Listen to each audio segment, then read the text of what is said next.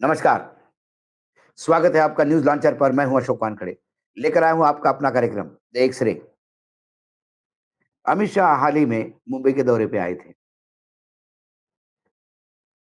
और पिछले मंगलवार को जब कार्यकर्ताओं से वो संबोधित कर रहे थे और इतना टाइट पोजीशन थी कि कोई वीडियो बनाने के लिए किसी को परमिशन नहीं थी, मोबाइल अंदर लाने को परमिशन नहीं थी और संबोधित करने के दौरान 2024 का जो आने वाला महाराष्ट्र का विधानसभा चुनाव का एजेंडा सेट कर दिया उन्होंने। साथ ही में जो उन्होंने वक्तव्य दिया कि हमें 2029 में अपने दम पे सरकार बनाने के लक्ष्य पे काम करना शुरू करना होगा। अब ये वक्तव्य उनका जब मैं एक्स-रे मशीन से देखता हूँ, तो मुझे बहुत सारी चीज़ें दिखाई देती हैं। सबसे पहले 2024 के चुनाव में जिस आत्मविश्वास के साथ अमित शाह और नरेंद्र मोदी 370 पार और एनडीए 400 पार का नारा लगा रहे थे, वो 270 के भी लाले पड़ गए। 240 में पार्टी औंधे मुँह गिर गई। ये बुरी हार थी भाजपा की। लेकिन भाजपा की गारंटी, भाजपा की सरकार, मैं नरेंद्र मोदी, वोट दो तो मोदी जी को मिलेगा। ये तमाम जगह पे जहाँ मोदी जी अपने आप की गारंटी और अपने आप को मार्केट कर रहे थे, लोगों ने पूर्ण रूप से इनको रिजेक्ट कर दिया और इनको विपक्ष में बैठने का जगह दिखा दी। लेकिन जैसे ही नतीजे आ गए, तुरंत उन्होंने शुरू किया कि नहीं, ये एनडीए की जीत है, क्योंकि उन्हें पता था भाजपा की हार हुई है। फिर एनडीए के नाम पे उन्होंने सरकार बनाई। वर्तमान में सरकार बैसाखियों पे है, ये कोई बड़ी बात नहीं। लेकिन सरकार बैसाखियों पे है। संघ और बीजेपी में लगातार तनातनी चल रही है। भाजपा अपना अध्यक्ष नियुक्त नहीं कर पा रहा है और ये जब सारी चीजें हो रही है सामने-सामने, भाजपा 4 राज्यों के चुनाव के लिए इकट्ठा करने की बात कर रहे थे, लेकिन इतनी भाजपा की स्थिति ने कमज़ोर थी कि 4 राज्यों के चुनाव भी इकट्ठा नहीं कर पाए। कहा वन नेशन वन इलेक्शन की बात करते हैं। हरियाणा और जम्मू कश्मीर का चुनाव साथ में किया क्योंकि वो मजबूरी थी, जम्मू कश्मीर के सर्वोच्च न्यायालय के कारण करना पड़ रहा था। उसके बाद हरियाणा में सुपड़ा साफ पार्टी का होता दिखाई दे रहा है। पार्टी जम्मू कश्मीर में भी नहीं आ रही है। अब महाराष्ट्र और झारखंड बचे हैं। झारखंड में कल्पना सोरेन का जादू उनके पति से भी ज़्यादा चढ़ के बोल रहा है। चंपई सोरेन सूखे पत्तों जैसे हवा में उड़ के चले गए कल्पना के। भाजपा के लिए अब झारखंड दिन-ब-दिन मुश्किल होता जा रहा है और महाराष्ट्र की स्थिति तो इतनी बुरी हुई है कि शायद लोकसभा से भी बुरे हाल महाराष्ट्र में होंगे। अब उन्होंने जब कार्यकर्ताओं से बात की दादर के स्वामीनारायण मंदिर में, एक हॉल में, तो उन्होंने पहले कार्यकर्ताओं को तो बहुत डाँटा, जैसे अमित शाह जी की आदत है। वो इसलिए डाँटा कि आप आपस में बहुत लड़ रहे हो, एक होके नहीं कर रहे हो। ये चुनाव का समय है। यदि आप आपस में लड़े रहेंगे तो इसमें विपक्ष का फ़ायदा होगा।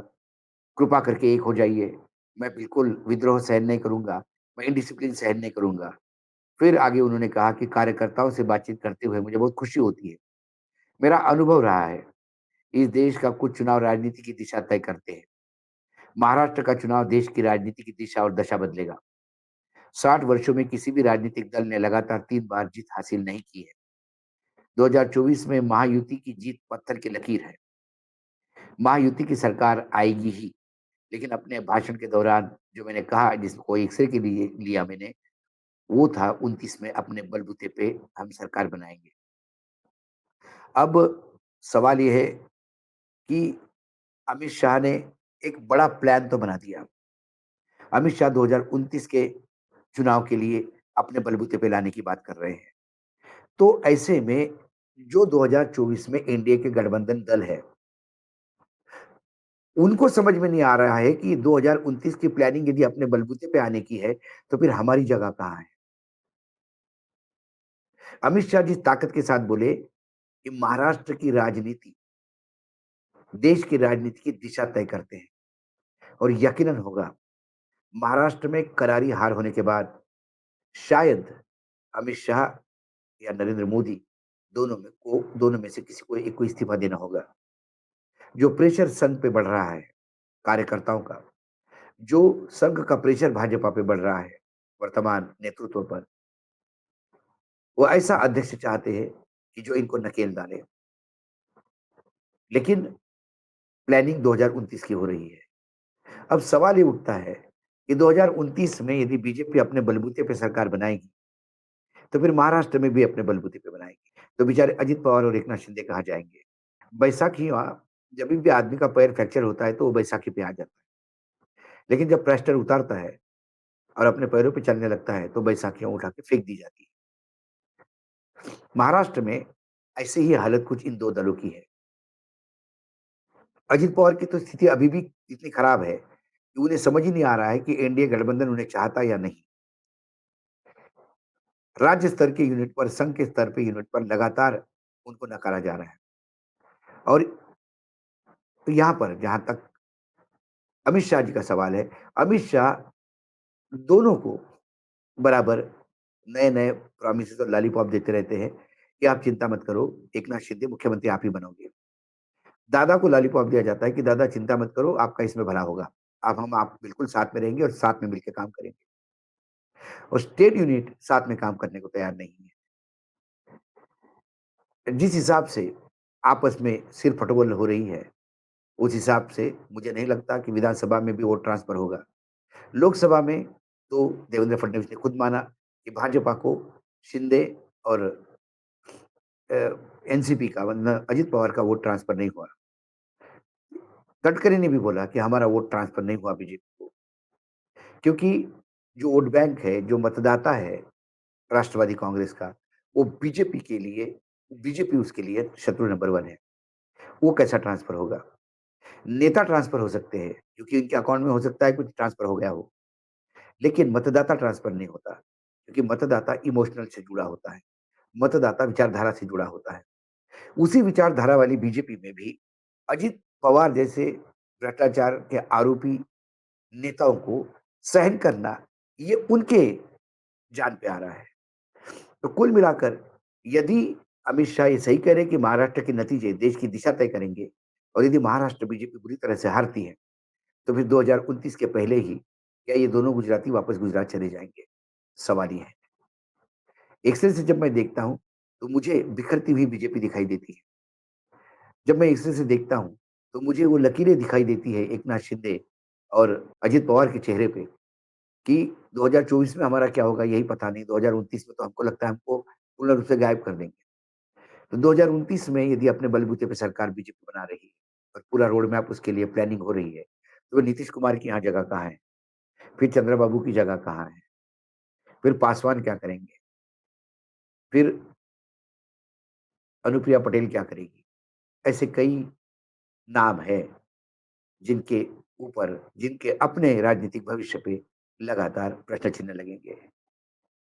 कुल मिलाकर अमित शाह का ये प्लानिंग और जो अमित शाह ने कहा, ये प्लानिंग संघ का भी है, क्योंकि संघ भी चाहता है, एक एम के प्रकरण इस देश में सिर्फ 2 पार्टियाँ रहे, एक बीजेपी और सामने एक विपक्ष की बड़ी पार्टी, कांग्रेस हो या वामपंथी। ये 2 में से एक पार्टी रहेगी, जो बीजेपी को टक्कर देगी और फिर बीजेपी कई राज्यों में अपने बलबूते पे आना चाहती है। बीजेपी ने ओडिशा में अपने बलबूते पे सरकार बनाई, वहाँ बीजेडी को खा गए। कुछ प्रयास लगातार बिहार में हो रहा है कि जनता दल यूनाइटेड को समाप्त किया जाए, ताकि वहाँ बीजेपी वर्सेस आरजेडी आमने-सामने की लड़ाई हो। उत्तर प्रदेश में मायावती को पूर्ण रूप से समाप्त कर बीजेपी और समाजवादी पार्टी आमने-सामने है। बंगाल में तृणमूल और बीजेपी आमने-सामने है। बीजेपी हर जगह अब टू पार्टी सिस्टम लाना चाहती है। उसमें अब ये तथाकथित आयाराम-गयाराम जो है, इनकी ज़्यादा लंबी राजनीतिक आयु दिखाई नहीं देती। बोला तो उन्होंने अपने कार्यकर्ताओं को है, लेकिन बात तो बाहर तक आ ही गई। जब बाहर तक बात आ गई, तो अब दोनों खेमे में बड़ी हलचल मची है, क्योंकि ये सिर्फ 2024 के चुनाव नहीं, 2029 की भी प्लानिंग होगी, क्योंकि फिर एकनाथ शिंदे को अपने बेटे को भी आगे स्थापित करना है।